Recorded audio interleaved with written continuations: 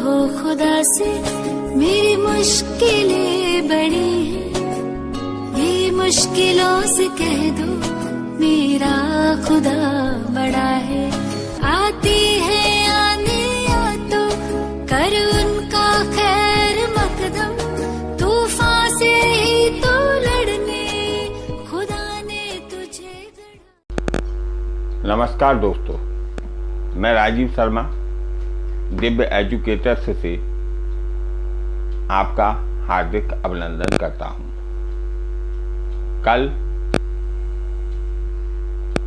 जो मैंने आपको पाठ दिया था वो पाठ फर्स्ट था,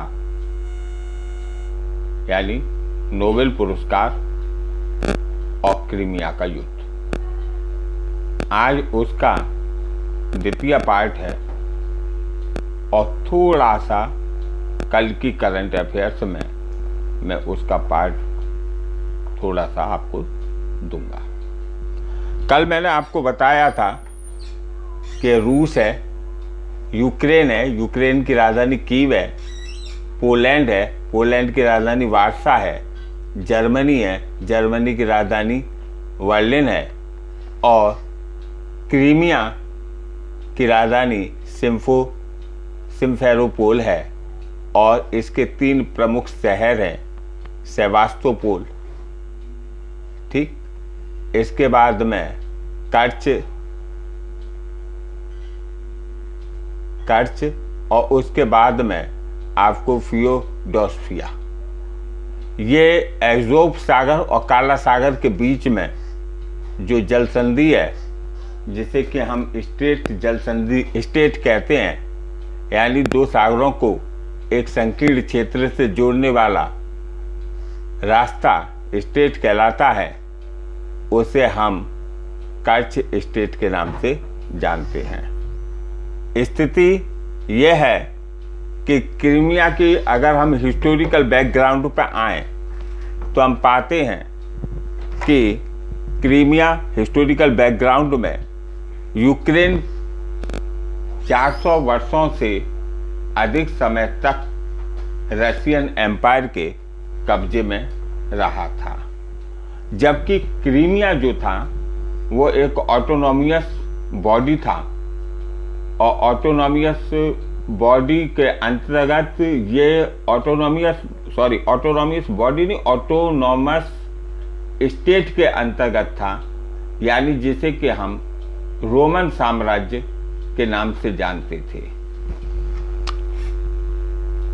1783 में जब ऑटोमन साम्राज्य का पतन हो गया तब क्रीमिया रूस में मर्ज हो गया और क्रीमियन वार 1853 से 1856 तक चला था। रूस था, इसमें ऑटोमन साम्राज्य था, फ्रांस था और ब्रिटेन था। रूस मुख्य कारण क्या था कि रशियन शासक जो थे वो अपनी आक्रामक एग्रेसिव पॉलिसी को अप्लाई हुए थे और आक्रामकता के चलते इनको एकजुट होना पड़ा, रसिया से लड़ना पड़ा और अंततः गत्वा रूस को इस क्रीमिया युद्ध में, जो कि 1853 से 1856 ईस्वी तक चला था, इसमें पराजय प्राप्त हुई। 1917 में रूसी क्रांति हुई और रूसी क्रांति के बाद यूनाइटेड स्टेट ऑफ सोवियत रसिया का गठन हुआ और क्रीमिया उस समय यूएसएसआर का एक पार्ट बन गया और ये 70 वर्षों तक यूएसएसआर यानी यूनियन स्टेट ऑफ सोवियत रसिया के अधीन ये रहा। 1924 में स्टालिन महोदय आ गए और इन्होंने, ये यूएसएसआर के नेता बने, इन्होंने हॉलोडोमोर, जो कि कल के वीडियो में मैंने आपको बताया था, एक आर्टिफिशियल फेमाइन था। यहाँ यूक्रेन की धरती को हम जो जानते हैं वो ग्रीन ग्रेन के नाम से जानते हैं। यहाँ पे गेहूं, चावल, अन्य खाद्यान्न भंडार इतने प्रचुर मात्रा में पैदा किए जाते हैं और इनको बाहर के देशों में यानी यूरोप में सर्वाधिक मात्रा में यूक्रेन एक्सपोर्ट करने वाला है। उस भूमि पर आर्टिफिशियल फेमाइन क्रिएट कर दिया गया स्टालिन के द्वारा। स्टालिन की नीतियां थी, यानी वहाँ की भूमि ने अन्न तो पैदा किया, लेकिन अन्न को स्टालिन ने रूस के अन्य हिस्सों में भिजवा दिया और वहाँ पर लोग भूख से मर गए। ये संख्या लगभग मरने वालों की संख्या 1 करोड़ के आसपास रही थी। और यही घटना यानी आर्टिफिशियल फेमाइन जो है हॉलोडोमोर के नाम से जाना जाता है। अकाल पड़ा, स्टालिन की मृत्यु, उसके बाद में स्टालिन की मृत्यु हो जाती है और निकिता खुरुश्चेव ये स्टालिन की नीतियों के विरोधी थे और स्टालिन के बाद में मृत्यु के बाद में निकिता खुरुश्चेव आते हैं और इन्होंने प्रायश्चित के रूप में हॉलोडोमोर की घटना के प्रायश्चित के रूप में इन्होंने सबसे पहले यही काम किया कि चूंकि यूक्रेन भी रूस का हिस्सा था और क्रीमिया भी रूस का हिस्सा था, इन्होंने एक गिफ्ट एंगल जो मैंने कल के वीडियो में बताया था उसके अंतर्गत इन्होंने क्रीमिया को रूस को यूक्रेन को सुपुर्द कर दिया, यानी हैंड ओवर कर दिया और इस तरीके से रूस के मतलब यूक्रेन के कब्जे में क्रीमिया आ गया था। ये प्रकरण चलता रहा। 2010 में विक्टर यानुकोविच यूक्रेन के राष्ट्रपति बने और ये यूरोपीय राष्ट्रपति बने और इधर यूक्रेन का यूरोपीय यूनियन में शामिल होने का वो था, मूड था। और विक्टर यानुकोविच ये व्लादिमीर पुतिन के बहुत नज़दीकी माने जाते हैं और जब ये बने तो अंत में जब यूरोपीय यूनियन में यूक्रेन शामिल होने वाला था उसी समय विक्टर यानुकोविच ने रूस से कर्ज ले लिया और इससे ये स्पष्ट हो गया कि अब यूरोपीय यूनियन में यूक्रेन शामिल नहीं होगा। जब यूक्रेन शामिल नहीं होगा तो इस चीज़ को लेकर इन लोगों ने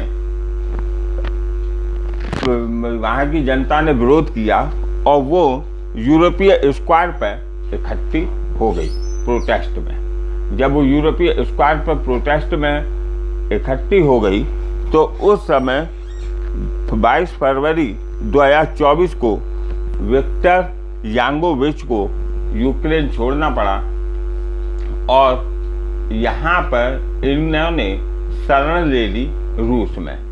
जब रूस में शरण ले ली तब स्थिति ये बनी कि यूक्रेन विरोधियों को समर्थन दे दिया यूक्रेन और उसमें व्लादिमीर पुतिन ने उसमें यूक्रेन में ही विद्रोह करवा दिया।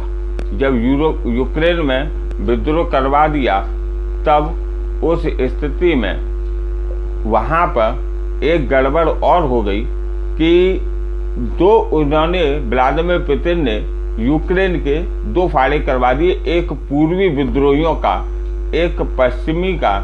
पूर्वी विद्रोही रसिया के अंडर कंट्रोल चल रहे थे, रसिया ने उनको हथियार दिए, ट्रेंड किया और इस तरीके से वहाँ पर अपना मामला उन्होंने जमा लिया। यूक्रेन के चूंकि राष्ट्रपति भाग गए थे और उसकी सोवरेनिटी को भी यूक्रेन की को खतरा हो गया था, तो इसलिए यानी संप्रभुता को खतरा हो गया था, इसलिए वहाँ की जनता सत्ते में थी। स्थिति को यूक्रेन की सेना ने संभाला। विद्रोहियों के साथ में झड़प हुई जिसमें 13,000 लोग मारे गए और इस तरीके से मामला वहाँ पर गड़बड़ हो गया। और इधर व्लादिमीर पुतिन ने अटैक कर दिया क्रीमिया पर। क्रीमिया को उन्होंने अपने अंडर कंट्रोल कर लिया और कंट्रोल करने के बाद 7 वर्षों तक क्रीमिया को अपने कंट्रोल में रखा। फिर वहाँ पर इलेक्शन कराई। रूस की सेना के नेतृत्व में वहाँ पर इलेक्शन हुए, जिसे यूरोपीय कंट्रियों ने शेम कहकर पुकारा और फेयर इलेक्शन नहीं हुए हैं, यह भी आरोप लगाया। क्योंकि G8, अब आइए आप G8 पर, G8 ग्रुप 8 कहलाता है। यह विश्व के सबसे धनाढ्य टेक्नीशियन देशों का एक समूह है। इसमें USA, Britain, France, Japan, Canada, Germany, Italy को हम बूटलैंड के नाम से भी जानते हैं, जापान को हम निप्पन के नाम से भी जानते हैं, और रूस शामिल था। जब रूस इसमें शामिल था, रूस का ये मामला हुआ, यूरोपियन कंट्री ने रूस को ये मौका दिया कि आप या तो क्रीमिया पर यूक्रेन के हैंडओवर कर दें या G8 से हम आपको निष्कासित करते हैं। व्लादिमीर पुतिन ने उनके बातों को नजरअंदाज कर दिया और आज ये ग्रुप G8 न रहकर G7 हो गया है। ये पूरा इतिहास था आपका क्रीमिया का। क्योंकि इसमें एक चैप्टर और जोड़ा था, वो चैप्टर जोड़ा था आपका नोबेल का पुरस्कार। नोबेल की ऐतिहासिकता के विषय में मैं आपको बता रहा था। अब इसको आप देखिए कि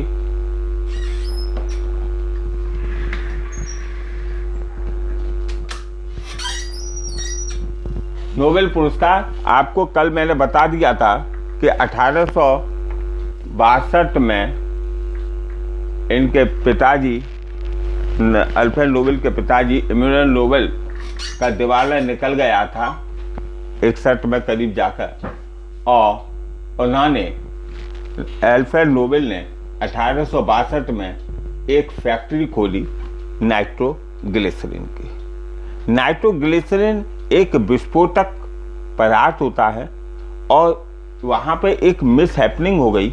मिसहैपनिंग यह हुई 1864 में कि नाइट्रोग्लिसरीन की फैक्ट्री में विस्फोट हो गया, जिनमें उनका छोटा भाई इस दुनिया से रुखसत हो गया और तमाम श्रमिक भी इस दुनिया को छोड़कर चले गए।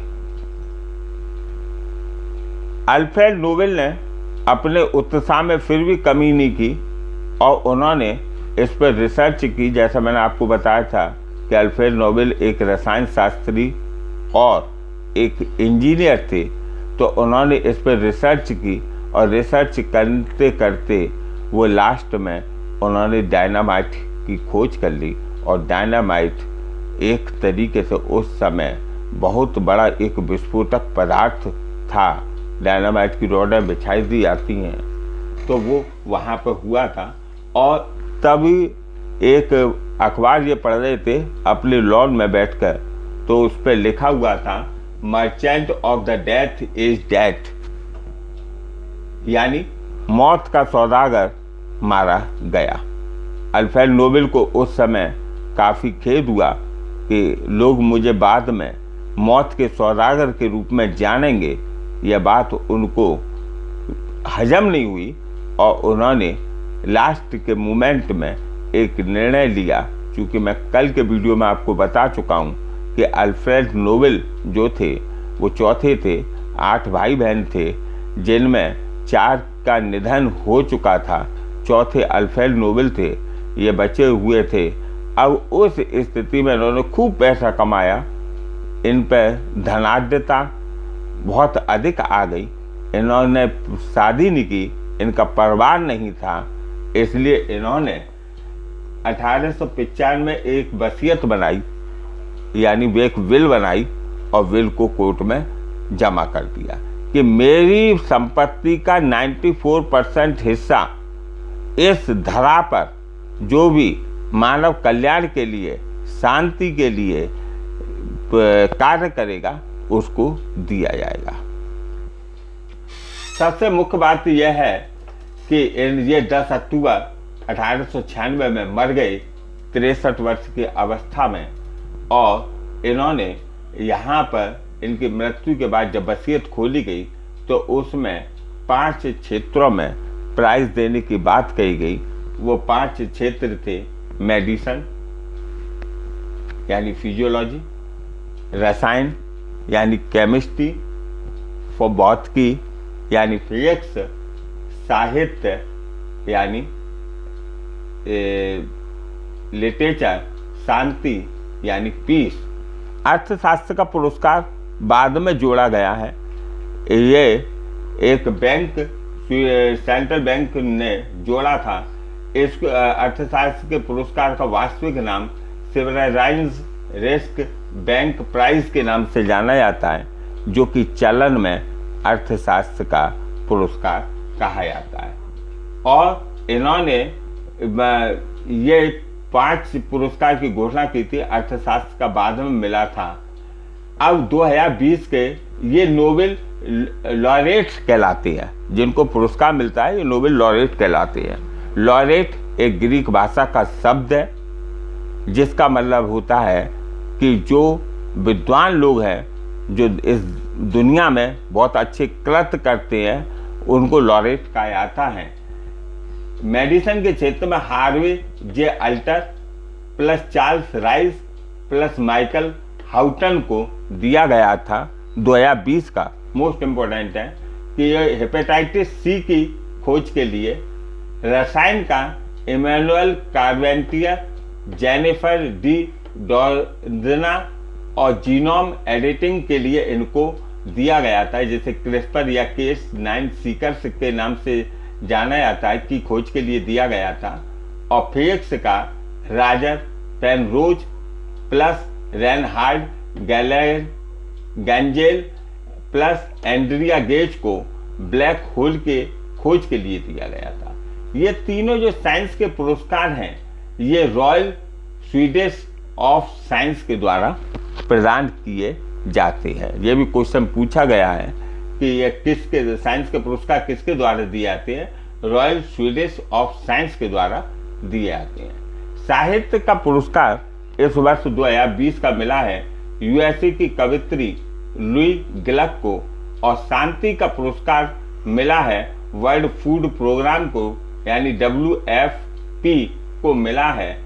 और ये नॉर्वे शांति का पुरस्कार स्वीडन में नहीं दिया जाता, शांति का पुरस्कार नॉर्वे में दिया जाता है, और नॉर्वे की संसद द्वारा एक कमेटी चुनी गई है, वहाँ पे दिया जाता है। यहाँ पे एक बात और ध्यान रखने योग्य है, शांति का बाकी के सब पुरस्कार मिलेंगे स्वीडन में, और शांति का पुरस्कार मिलेगा वहाँ पे। एक और बात उल्लेखनीय है कि बाकी के सभी पुरस्कार में स्वीडन का राजा उपस्थित होगा, और शांति के पुरस्कार में ये स्वीडन में भी नहीं मिलेगा, और शांति के पुरस्कार में ये नॉर्वे का राजा उपस्थित होगा। अर्थशास्त्र का पुरस्कार पोल आर मिलग्रोम को और रॉबर्ट वी विल्सन को दिया गया है ऑक्शन थ्योरी के फॉर्मेट के आविष्कार के लिए। ये अर्थशास्त्र का 2020 का पुरस्कार है। प्रथम बार 1901 में ये पुरस्कार शुरू हुए, और 1968 में स्वीडन की सेंट्रल बैंक ने, जैसा मैंने आपको बताया था, स्वेरिजिंग रिस्क बैंक प्राइज के नाम से पुरस्कार घोषित किया गया था। क्वेश्चन आ सकता है कि नोबेल का मतलब अर्थशास्त्र का नोबेल पुरस्कार का वास्तविक नाम क्या है? तो स्वेरिजिंग रिस्क बैंक प्राइज के नाम से इसे जाना जाता है। और 1974 यानी 1974 से मरणोपरांत जो लोग मर गए उनको ये पुरस्कार नहीं दिया जाएगा, ये जीवित लोगों के लिए। अब यहाँ पे एक प्रश्न और उठता है कि इस पुरस्कार की घोषणा अक्टूबर के माह में की जाती है और ये दिया जाता है दिसंबर में। अब अक्टूबर पूरा, नवंबर और दिसंबर, अगर इन 3 महीनों में अगर किसी की मृत्यु हो जाती है तो क्या वो 1974 के अंतर्गत आएगा, उसको पुरस्कार मिलेगा या नहीं? तो इसका जवाब होगा उसको पुरस्कार मिलेगा, क्योंकि वह आपका अक्टूबर में ही नॉमिनेट हो चुके थे उस पुरस्कार को प्राप्त करने के लिए, इसलिए उनको यह पुरस्कार मिलेगा। 1974 में नोबेल पुरस्कार नहीं दिया गया था। पहले मरणोपरांत 2 लोगों को यह पुरस्कार मिला है। ड्रैग हैमरशोल्ड को 1961 में शांति के लिए और एरिक एक्सेल कार्ल फेल को 1931 में साहित्य के लिए। ये आपका एक पूरा का पूरा था। इसमें यह भी थोड़ा सा इसका कि साइंस के क्षेत्र में ये कितने लोगों को एक ही विधा में दिया गया है, तो वो मैडम क्यूरी वगैरह थी, जिसका थोड़ा सा डिटेल है वो मैं आपको कल कराऊंगा। आज यहीं तक मैं पुनः आपसे कहूँगा कि आप मेरे और यानी अपने चैनल को सब्सक्राइब कीजिए, लाइक कीजिए और शेयर कीजिए। मैं ऐसे बड़े बड़े टॉपिकों को लेकर आऊँगा और आपका इसी तरीके से मुझे स्नेह मिलता रहा तो अवश्य संभावी एक दिन जब वो आएगा कि ये चैनल भारत में जगह जगह अपनी परिष्कृत जानकारी के लिए पहचाना जाएगा। और कल मैं आपको करंट अफेयर्स और दूंगा। इसके साथ ही आपका दिव्य एजुकेटर्स प्लेटफॉर्म पर पुनः स्वागत है और कल तक के लिए विदाई। जय हिंद।